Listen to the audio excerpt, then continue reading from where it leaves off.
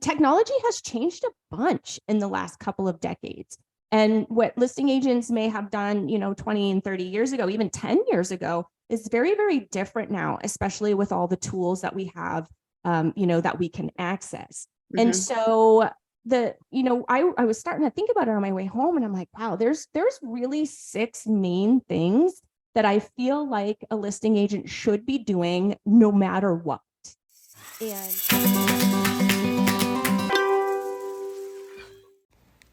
Hey y'all, Katie here with Team Evo AZ at eXp Realty in the Phoenix, Arizona area.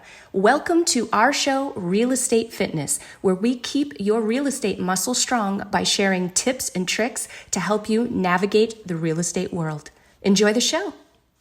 Hey everybody, we are back with another episode of Real Estate Fitness. Hello, Dana. Hello, everybody. How are you? I'm wonderful. How are you? Doing awesome. I absolutely love the show because I feel like we get down to the dirty details about real estate and the things that people need to know. And we're just kind of clear, real honest and real clear about it.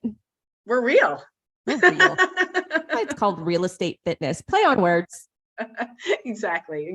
So excited to talk about this one today. Yes.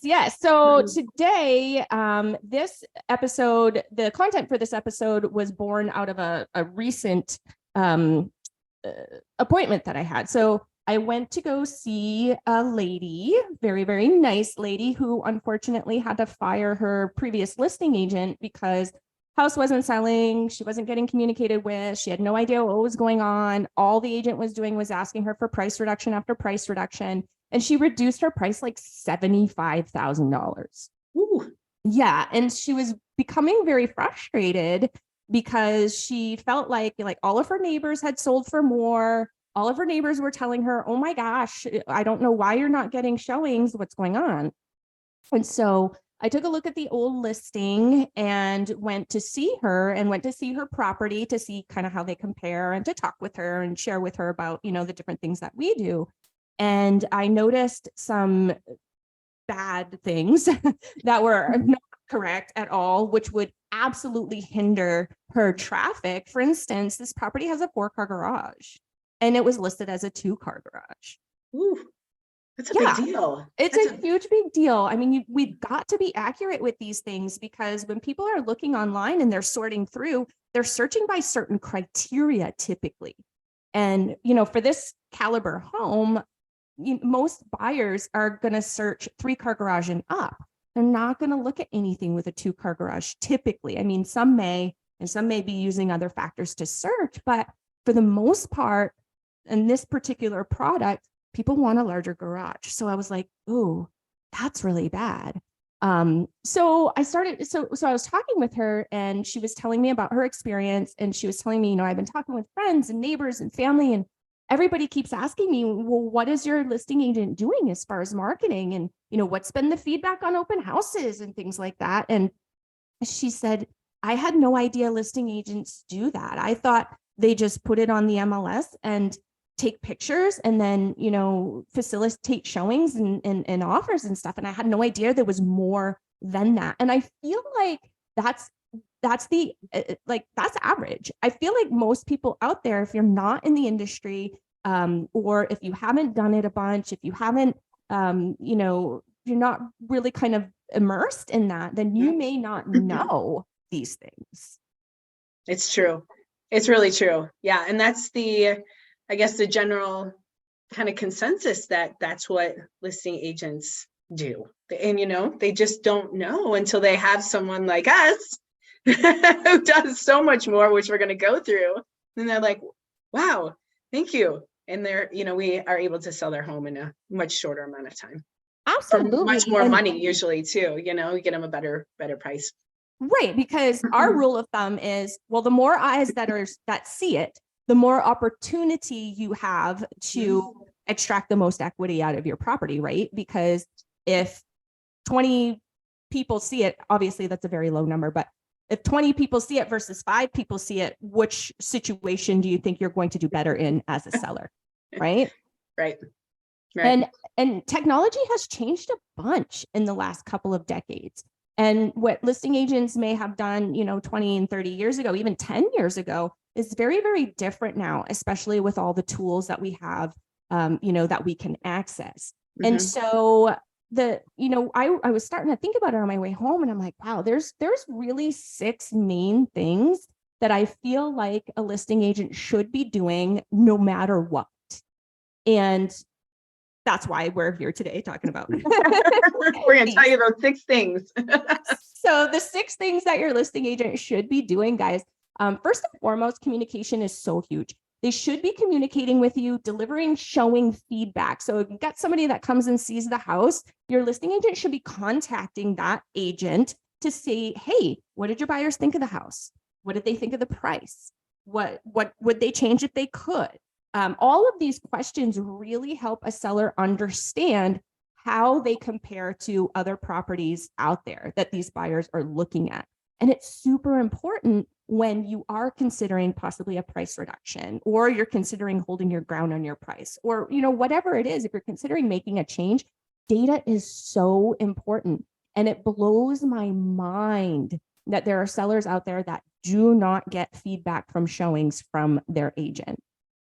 It's like upsets me. I know, it's funny because when I go and show homes and I don't get a call or I don't get a text, I'm like, man, that's too bad. You really doing your job? Like, I personally feel like you can't sell a house unless you're talking to somebody, like having that dialogue, like you're having communication. Like, what do you just leave it up to luck and chance? I don't know. I've just never done that. And so we obviously make it a huge point to get showing feedback for our sellers, and it really helps them out. And it really makes them feel like, hey, I didn't run around preparing my home for the showing for nothing. Right. Absolutely. Because silence will make you feel like that. Well, gee, did they even come? Right. I know. Another thing in terms of data is open house feedback. Shoot, having open houses in general. This poor lady was like, no, my agent told me that, it's just neighbors that come for open houses. And I was like, oh my gosh, first of all, neighbors are the best. Love neighbors. Right? Because they know the neighborhood, so you can learn from them. If you're not, maybe you haven't sold a whole bunch in that area or something, and you're not as familiar as you are with other neighborhoods, and the neighbors can really help fill you in on the specifics for that neighborhood. They also know people that maybe they want close to them, family, friends, whatever it is. I love talking to neighbors, and I love it when neighbors come into my open house. Another thing that most of our competition, I don't think, knows about, and I share this often on listing presentations when I'm talking about the open houses that we do, is open houses do more than just pick up local traffic that might happen to be driving by at that moment that your sign is out. Because we push it so much online through social media, through our syndicated channels that come from the MLS, so like Zillow, Realtor.com, those types of websites that the majority of people search on, it actually pushes your listing up to the top. So, when you're on Realtor.com or you're on Zillow and you're looking at properties, you're going to see the properties that have open houses scheduled first. They get pushed up. And so that really helps with our online traffic. And I mean, I've tested this 6 ways to Tuesday. Like, I totally know that this is what happens. And this is a big reason why I feel like open houses are important, and they're a big part of our marketing plan. Yeah, they really are. And to your point with neighbors, like, how awesome would it be if a neighbor choose their neighbor, And I've had it happen before. I know. So it's great. Open houses do work. Yeah. I mean, like right now, for instance, we have a client, you and I have a client that is looking for either a home where he can take his parents to and like have a little casita, or 2 homes side by side. Now, what if we were able to discover, because of a neighbor, that, hey, you know what? I've been thinking about selling my house and it happens to be right next door. You know what I mean? Like, there are just things that we can pull together for people when we have that communication, that dialogue with the people in the area. Is so important. It is. And then Communication on marketing statistics. So here on our team, we deliver a seller report, is what we call it, every 2 weeks while your property is listed, if it even lasts that long. And we will give them really detailed statistics on where we've marketed the property, how many hits it got, how many leads it got, how many inquiries we got, how many conversations did we have.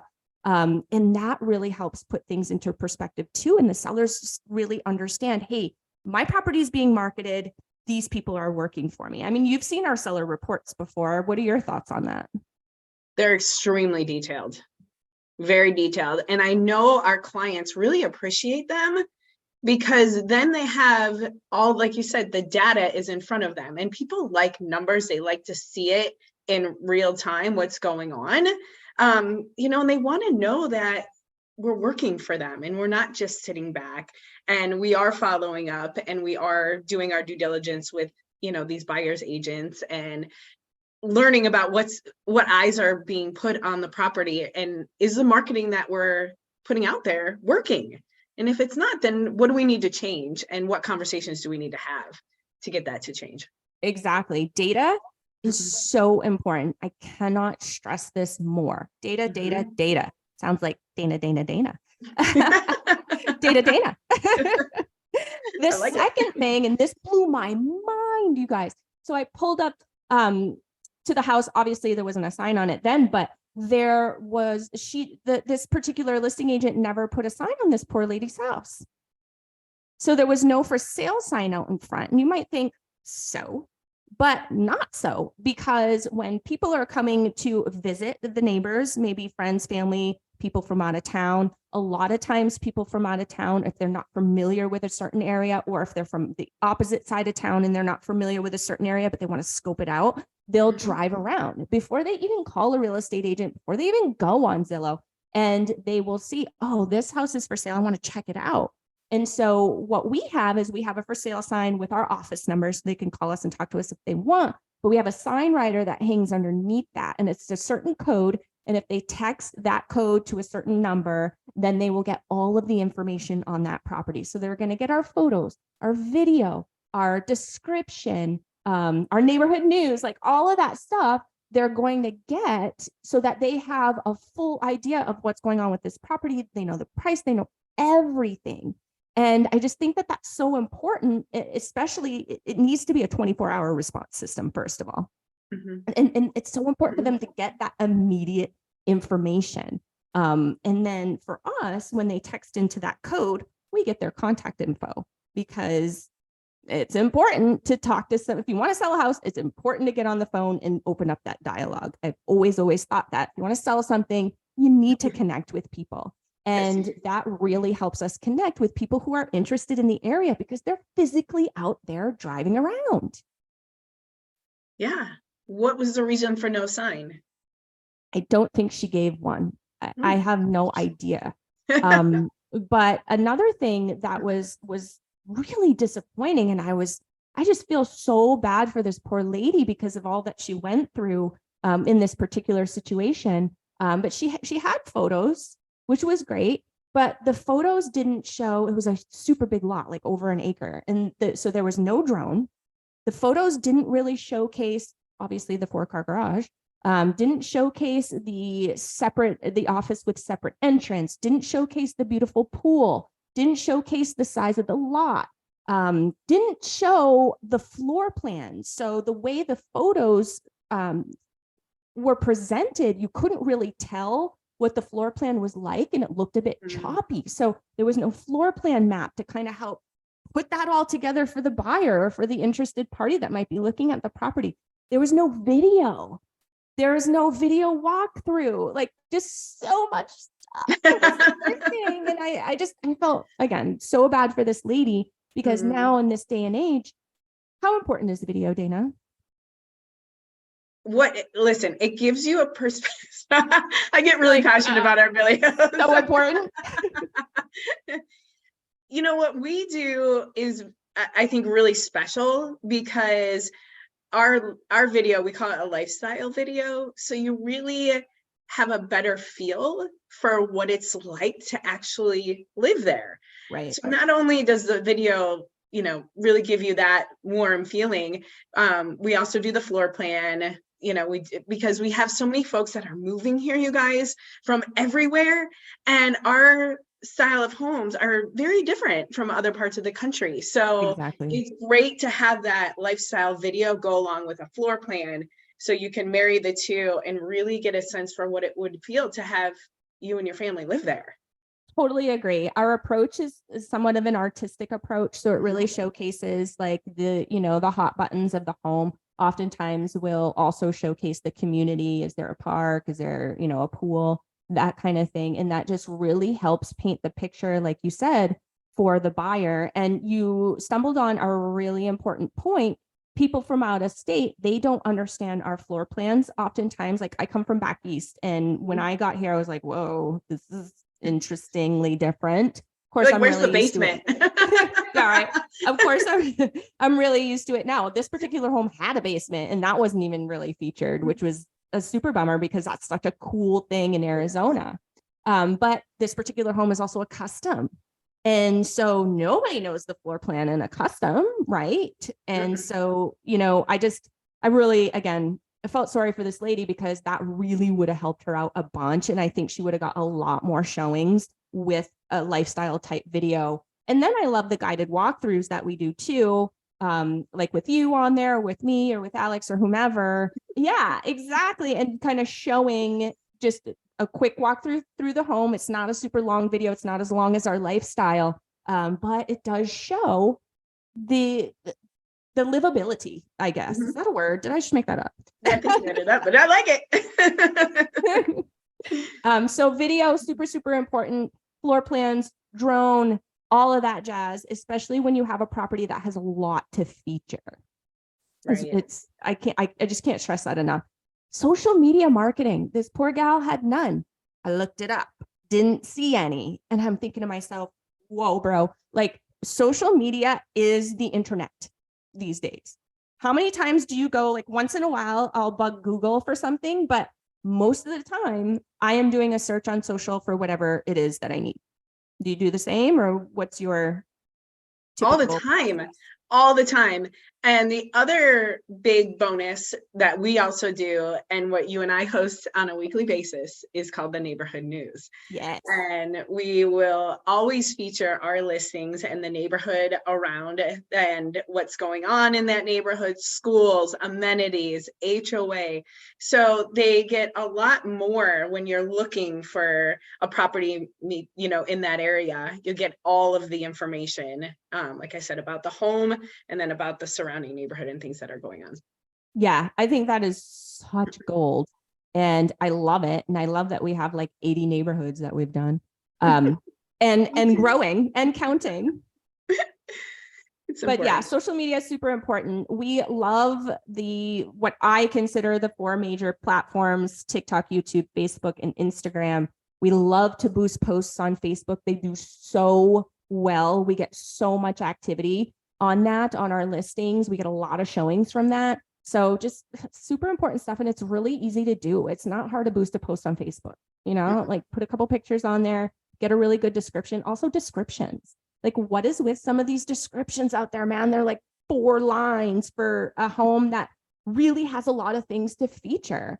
And I know that this is one of my hot buttons because I'm really big on descriptions. I write all the descriptions for our listings, but I have so much to say because I don't want to leave anything off the table. Like I want to present this listing in its entirety. And it's just, descriptions are really important to me. Pictures and descriptions. You got to describe the photos too, which a lot of agents won't do. In the MLS, you can describe the photos so the first thing a buyer is going to do is going to go to the photos. They don't go to the description first. I guarantee it. Like maybe 1% of buyers do. So raise your hand if you're that one. But they'll go to the photos. They'll get our little mini descriptions on all of the photos, and then the videos in there too, and the floor plans. And then I feel like they go back to the description for the rest of the information. But if you're not listing the important stuff in the description, you're just like, how many times, and I cringe, how many times have you seen too much to list? I can't believe it. You're like, you have a supplement, you can add more. Yeah, too much to list. So you couldn't take 20 minutes and write out all the things that are all the hot buttons on the house like really too much to list? So you're just going to leave it up to the imagination? All right. How's that working for you? So social media, big, big, big. So that's number 4. Number 5, staging and preparation suggestions and even virtual staging options. So I know some people hate the virtual staging. Some people love it. We do use it here and there. If we've got a vacant property and it seems appropriate to do, we will do that. That is an option that we offer to our listing clients. But mostly what I feel is really important is going through the home. And Dana, you've done this with me 1,000 times. Like we go through the home and I usually say, get a notebook, you're going to need it. And I'm picky. And I'm picky on my pre-photo walkthrough or my pre-media team walkthrough. I guess it is because it's quite a couple of hours when it's media team day. So fun. But we go through room by room. And if they're living there and, you know, they have furniture and stuff, you know, we help them to organize it or give them suggestions on organizing it, moving things, just to make it cute and inviting and, you know, aesthetically pleasing. Because I've done this a lot. So I'm looking in my head, I can see the photos. And I'm like, that's not going to look good in photos, or my eye is going to be drawn to that. That's, you know, that whole bookcase full of brightly colored games that's like right in the middle of the room. That's going to be a draw. Let's move that. Let's do something with that. And I feel like that's really important. How many times have you looked at property and it's like the bed's not made?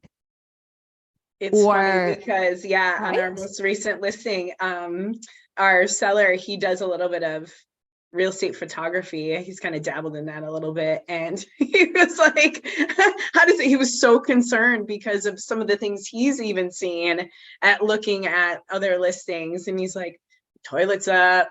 I hate toilet up. Oh, cringe. That's why I brought that up. I hate it. You know, so attention to detail and having our staging or our staging checklist is awesome. And then having our team also there the day before photos and video is really critical too, just to make sure everything is the way, you know, it needs to be and presented. Absolutely. You know, that staging checklist we've been working on for years, and it's a bit lengthy at this point. However, it's really helpful. And if you're a checklist person like I am, like, give me checklists all day long and I can move mountains. So that's why it's in checklist form, because that's how I think. But it's been really, really helpful for our sellers throughout the years to have that and to just go through every single thing. See, I even have my pen out. I'm checklisting to go through every single thing that's on there, because there are things that you don't think about when you live in a property. For instance, how often do I use my front door? Never. So am I going to know if there is a cobweb that's been hanging out there for a little bit too long that needs to be cleaned? You know what I mean? Like little stuff like that. But when a buyer walks up to your house and gets caught in the cobweb, like, can you picture it? That's a turnoff. You never get a second chance to make a first impression, you guys. And so first impressions, everything, I feel. Yeah, I cleaned some bird poop. We've cleaned lots of things. Yes. Yeah. Oh dear. From backyard dog waste to baseboards. You name it, we do it. We do. We care. We do care. We got some stories for that. And then lastly, number 6, I think that this is something that a lot of our competition just doesn't do. And I have no idea why, like, because it's so important. But having referrals for local service providers like plumbers, contractors, painters, termite people, like all of that stuff, people that you can trust that can jump to it quickly, because when it's time to list a property, sometimes it's go time and you don't have a lot of time to get things done. And your sellers may not have these relationships already built. And since we do, and since we trust these people, they know us, we can call them up and be like, hey, you know, for instance, this happened to me last week. We had a termite situation at one of our closings, and it was a quick close, and we didn't get the repair request, the Binzer, until like a couple days before closing. So it was really fast. I had to work very fast. and we had a termite issue. I had to get a termite treatment. Well, I called up my favorite lady that's been my termite lady forever and ever and ever on a Friday. Okay, like late in the day. And I had a termite treatment done and a clear termite by Monday afternoon. It's just so important to develop these relationships, which we have done over the last, 17, 20 years, whatever it is. Matt's been doing this for 20 years, which is so crazy. I'm coming up on 17. So we have established these relationships throughout the valley that just come in so handy. I have so many stories about how our service provider relationships have totally saved our sellers. It's, infinite. I could sit here, could binge for days on the stories that we have. Yeah, it's really important, you guys. Relationship building. That's what it's all about. Absolutely. So hopefully that helps you guys kind of get more of an understanding of what a listing agent should be doing for you. And that's, it's honestly one of the most important things that you're going to do, right? It's probably the biggest thing, the biggest purchase that you've ever made. It's probably your largest asset. You got to treat it like that. Let's extract the most value that we can out of this property. And there are ways to do that. So hopefully that helps, guys. Anything else to add, Dane, before we go? No, we just are really passionate about it. So if you guys can't tell, we could go on for a while.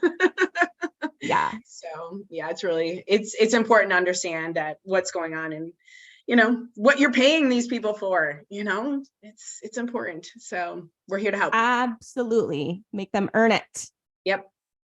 If you would like to check out any of our previous episodes, remember, we get down to the dirty details here on Real Estate Fitness. Hop on over to our YouTube channel. It is at Team Evo AZ. That is our handle. Scroll down just a little bit. You will find the playlist for Real Estate Fitness. We have several episodes that you can binge on. Speaking of binging, if you are more of the podcast type, you prefer the audio version, hop over to your favorite podcast platform, do a quick search for Arizona Real Estate Radio. And our podcast channel works like a little bit differently than many others out there. We don't have just one show that we push through that channel. We actually have several shows. We're really big on education and content on our team. We really want our people to know what's up, to understand real estate, to know what they're doing, know what they're talking about, to understand what's happening in the real estate world, what's happening in the world that pertains to real estate, like all this stuff, guys, we push through that channel. So check it out, give us a like, click on the little notification bell, download,